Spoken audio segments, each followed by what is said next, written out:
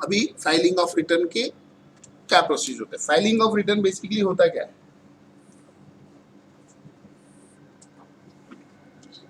देखो एसएससी जो रहेगा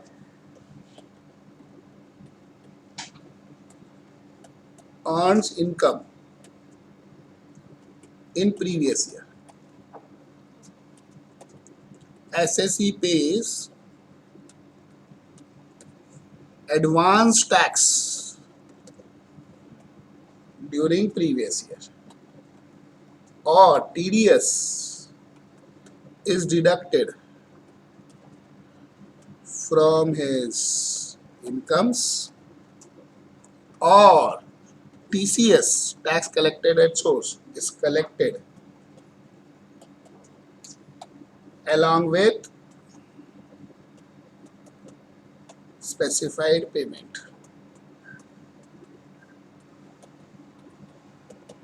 बराबर? SSE needs to compute his own income and tax and file return of income to income tax department. बरोबर? सीधा सीधा प्रोसीजर है इन असेसमेंट ईयर. कौन से ईयर में? बरोबर. आया ना? समझ में आया? पक्की बात? कोई शक, कोई डाउट? अब इसके अंदर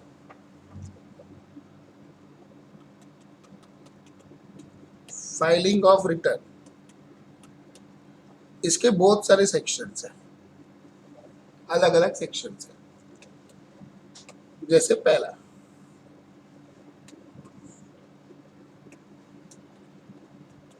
सेक्शन 139(1). कौन सा सेक्शन है? बरोबर. इसके अंदर बेसिक मेन सेक्शन जो है उसमें वो क्या बोलता है?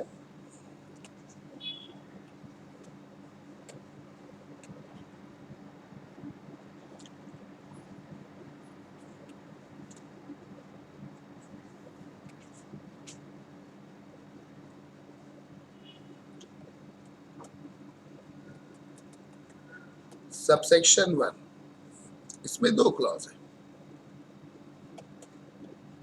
कंपल्सरी फाइलिंग ऑफ रिटर्न,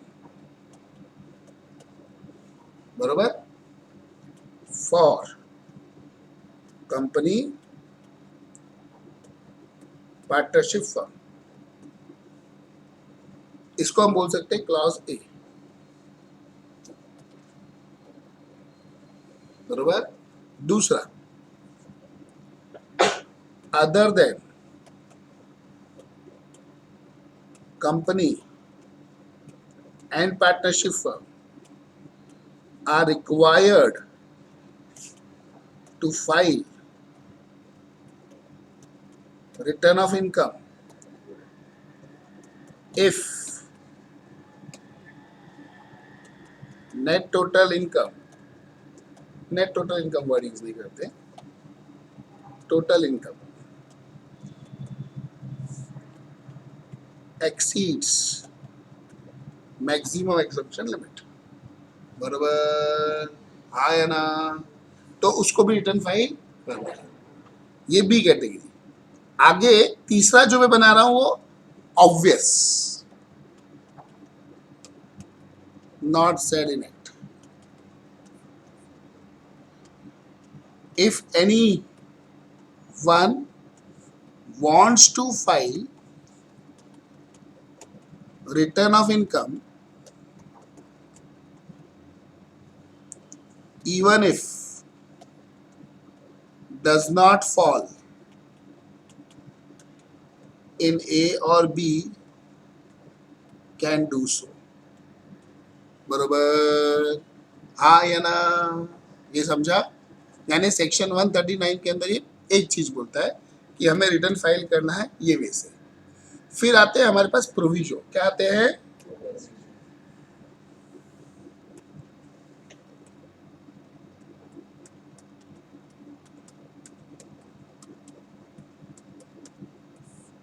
अलग अलग प्रोविजो।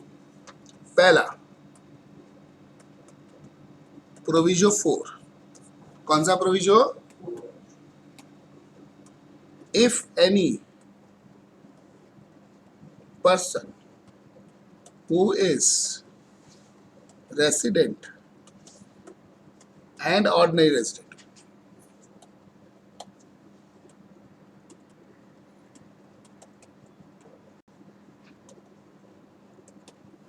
बरोबर has beneficial ownership, beneficial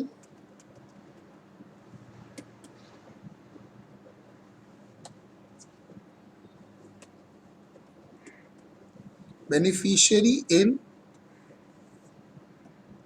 any asset outside India or has financial interest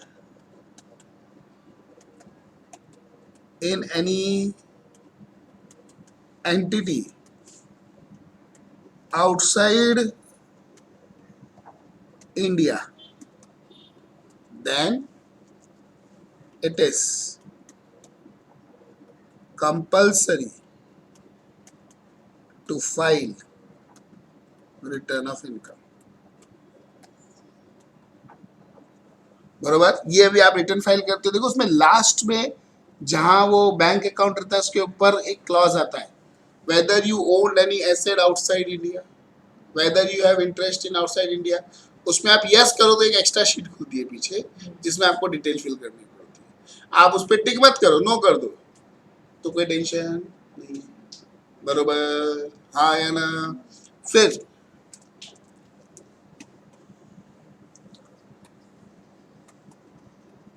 Proviso 5 gives exception to Proviso 4 and says that if any person is already covered under beneficial owner, then again as a beneficiary the other person need not be covered। मतलब एक ही चीज के लिए दो जन को cover नहीं कर सकते। ऑलरेडी एक बंदा है जो बेनिफिशियल ओनर है, वो अपने रिटर्न में ये सब डाल रहा है, तो जो बेनिफिशियरी फिर वो नहीं डालेगा, नहीं तो एक ही चीज दो जगह आ जाएगी ना यार। आप एक ही चीज से एक जन को पकड़ सकते हो, दोनों को कैसे पकड़ोगे? तो अगर बेनिफिशियल ओनर अपने एसेट लाइबिलिटी में इंक्लूड करेगा तो बेनिफिशियल इंक्लूड। बरोबर, ये सिंपल कॉमन सेंस है जो हमेशा प्रिवेलिंग है। बरोबर, ये समझ में आया आपने को? पक्की बात। ये क्या था हमारा प्रोविजो 4 और उसका एक्सेप्शन किसमें दिया था,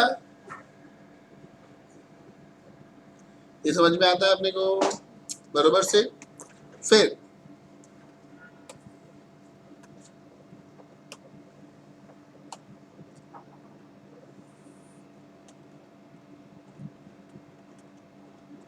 प्रोविजो 6 अभी कौन सा पढ़ेंगे हम लोग? अभी देखो इसमें जो प्रोविजोस दिए हैं अपने को, कुछ कुछ अभी उन्होंने इंट्रोड्यूस किए हैं, कुछ पहले से है। जो कुछ पहले से है उनमें कुछ चेंजेस किए हुए हैं। बरोबर, प्रोविजो 6 क्या बोलता है? Every person who is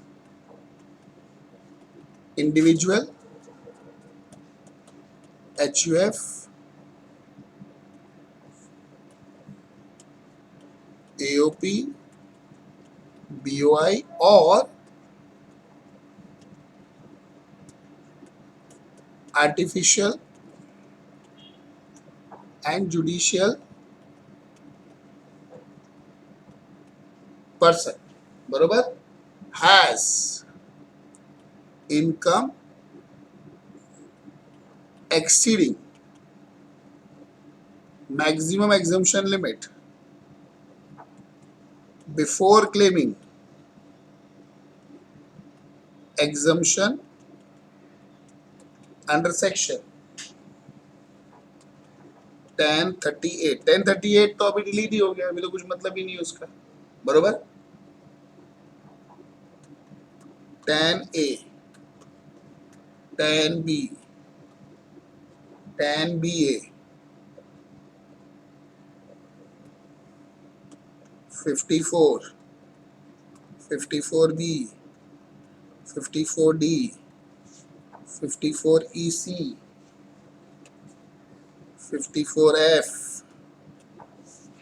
54G, 54GA, 54GB. याद है कौन से सेक्शन है? वो कैपिटल गेन्स वाले. बराबर.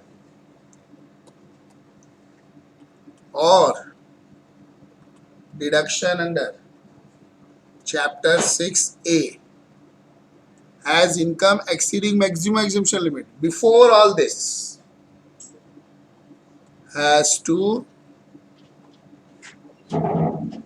compulsorily file return of income. उसको कंपल्सरली रिटर्न ऑफ इनकम क्या करना पड़ेगा? फाइल करना पड़ेगा. हाँ या ना? ये समझा आपने को बरोबर से. फिर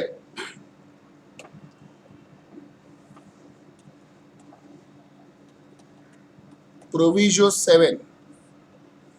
कौन सा प्रोविजो? ये प्रोविजो अभी आया है. उसमें क्या बोलता है वो? Every person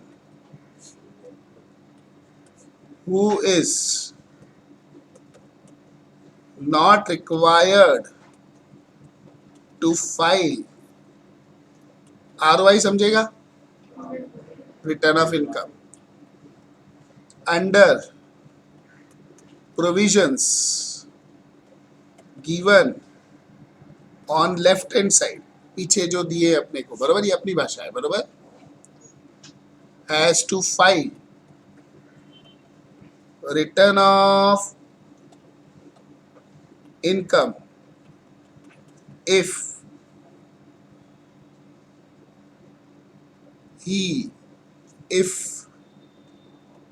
such assessee is या such assessee falls in any of the following cases. मतलब इन नीचे जो केसेस दिए इनमें से कोई भी केसेस में कवर हो जाएगा तो उसको फाइल करना पड़ेगा. बरोबर. पहला number 1, has deposited cash in current account in bank exceeding rupees 1 crore during previous year. उसने कैश जमा किया बैंक अकाउंट में. ये तो आप सुन ही रहे हो, रोज आर्टिकलशिप में भी आता है. तो क्लाइंट को बोलते हो बस बस बहुत कैश हो गया, अभी नहीं डालो. बरोबर. नहीं तो फिर गड़बड़ हो जाएगी. जैसे बहुत सारी रिटेल दुकानें होती है ना, किराने की दुकानें, छोटे जो रिटेल बिजनेस करते हैं, वो लोग क्या करते हैं, उनकी आदत थी पहले से, रोज जो कैश जमा होगा बैंक में डालेंगे, पर रिटर्न फाइल नहीं करते थे. उनका बैंक में जमा हुआ कैश बहुत होता था, पर उतना खर्चा भी होता था. तो इनकम उनकी होती थी 1,70,000. वो सेल करेगा 90 लाख की, पर उसकी प्रॉफिट है 1,70,000, क्योंकि उसका मार्जिन बहुत कम रहता है. तो वो टाइप के लोगों को वो बोलता था इतना कैश कितना हैंडल करो, तो बैंक में डालते जाता था. समझे? वैसे लोगों को पकड़ने के लिए, क्योंकि रूरल एरिया में आप जाओगे ना, छोटी छोटी किराने की दुकानें होती है, रोज की सेल्स एटलीस्ट 10,000 होती है. 10,000 इंटू 365 कर लो. बरोबर। थोड़ी बेटर दुकान होगी, थोड़ा अच्छा अपने टाइप रहेगा, एक दिन की सेल मिनिमम 2 से 5 लाख। प्रॉफिट उतना नहीं होता है उसका, मार्जिन 1% 2% होता है, कमाता बहुत नहीं है, टर्नओवर बहुत है, समझे। ऐसे बहुत सारी दुकानें होती है, मैंने देखी भी है 2-3 दुकानें ऐसी। वो लोग मुझे पूछते थे, हमारे रोज का टर्नओवर 2 से 5 लाख है, तुम्हारा रोज का टर्नओवर कितना है? मैंने कहा मेरे इसमें रोज का टर्नओवर का रोल ही नहीं। बोले अच्छा ऐसे है। मैंने कहा हमारे रोज की सेल नहीं होती है, हमारे एक बार ही सेल होती है, बच्चा आ गया पैसा दिया बस वही सेल है। तो मुझे पूछते साल की सेल कितनी? मैंने कहा उससे क्या फर्क पड़ता है? हाँ, पता चले ना बिजनेस कितना बड़ा है। मैंने कहा हमारे बिजनेस में प्रॉफिट मार्जिन ज्यादा होता है, आपके बिजनेस में प्रॉफिट मार्जिन कम होता है, तो हमारी सेल कम होगी तो भी प्रॉफिट आपसे ज्यादा होगा। अच्छा ऐसा, बराबर। देखो हर इंसान का सोच अलग होता है कैलकुलेशन करने का, जिस जो अपना धंधा आता है ना सब उसके हिसाब से कैलकुलेशन करते हैं, पर हर धंधे की मार्जिन अलग अलग होती है, तो आप कभी भी टू बिजनेसेस को कंपेयर नहीं कर सकते, समझे। आ जाओ नेक्स्ट, जरा मैं इसको सेव करके आ जाता हूँ, फाइल अपनी बड़ी हो जाएगी।